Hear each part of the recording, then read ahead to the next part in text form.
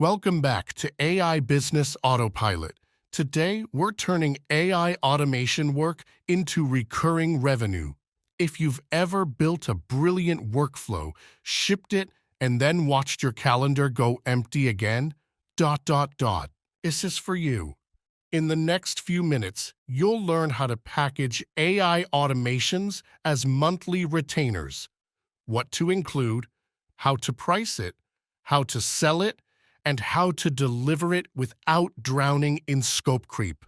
Let's build a system where every automation you deploy becomes an asset that compounds.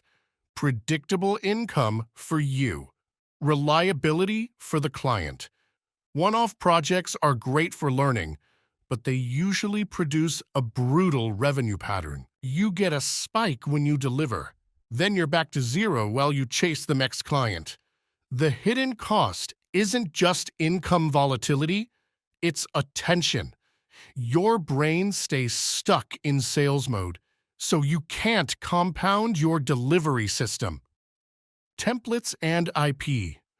A retainer flips this. You still build automations, but you also get paid to keep them working, improving, and expanding month after month.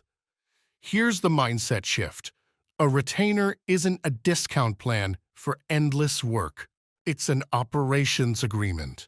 You build the automation, yes, but you also keep it healthy as the client's data, tools, and models change. That is an outcome worth paying for every month. So instead of delivering and disappearing, you create a long-term lane. Monitoring, fixes, optimization, and a roadmap for the next automation. Definition and common structure of a retainer agreement, general background, Adobe Acrobat Business Resource page on retainer agreements. AI automations are uniquely retainer-friendly because they require care. Models and prompts drift. Tools and interfaces get updated. And the business changes, which means the workflow needs to evolve. When you sell a retainer, you're selling stability, monitoring, evaluation, fixes, and continuous improvement. That's how the client avoids silent failures, and that's why they keep paying.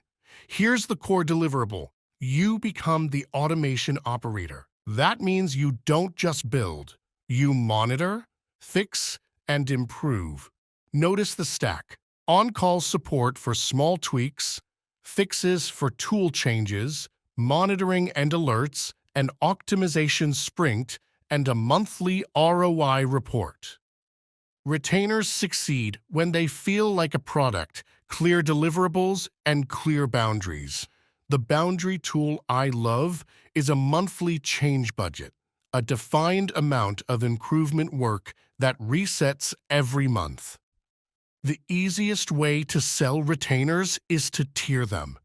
3 tiers, clear scope, and clear expectations. Notice, the tiers are defined by outcomes and operational risk, number of workflows, monitoring depth, and response time, not hours. If you do include an hour cap, keep it internal. For the client, make it feel like a product. What do I get every month? And what problems disappear? Pricing gets easy when you anchor on value. Start with hours saved, then add risk reduction. If your automation saves 40 hours a month and the loaded cost is $60 an hour, that's $2,400 of value monthly. Your retainer can be a fraction of that. That's far from done. As long as you provide ongoing proof, reliability, improvements, and reporting. One important nuance, retainers also lower acquisition costs. It's generally far more expensive to win new customers than to keep existing ones, which is why clients prefer an ongoing relationship once you're embedded. The cleanest sales motion is 3 steps. First, an automation audit. Second, a paid pilot to build and deploy one workflow. Third, the retainer, which keeps it reliable and expands to the next workflow. This reduces risk for the client, and it reduces risk for you because you only offer a retainer after you've proven impact. Retainers fail when boundaries are vague. The fix is simple. Write down what's covered, how support works, what's monitored, and how changes are handled. I like a 3-level SLA. P1 is down, P2 is degraded, P3 is enhancement. Enhancements don't get treated like emergencies. They go into a sprint. This is what makes the agreement fair. The client gets reliability, and you keep delivery predictable. To make retainers scalable, you need a rhythm. Here's a simple weekly cadence. Monday is health checks and alerts. Wednesday is fixes and small improvements. Friday is shipping, reporting, and planning the next sprint. This turns your retainer into an operating system. You're not reacting randomly. You're running a playbook. Retainers renew when the client sees proof. So track 4 things: uptime, time saved, quality, and cost. Then send a short monthly report: what you shipped, what improved, and what's next. If you make wins visible, you stop being a vendor and become operationally essential. Also, the economics of retention matter.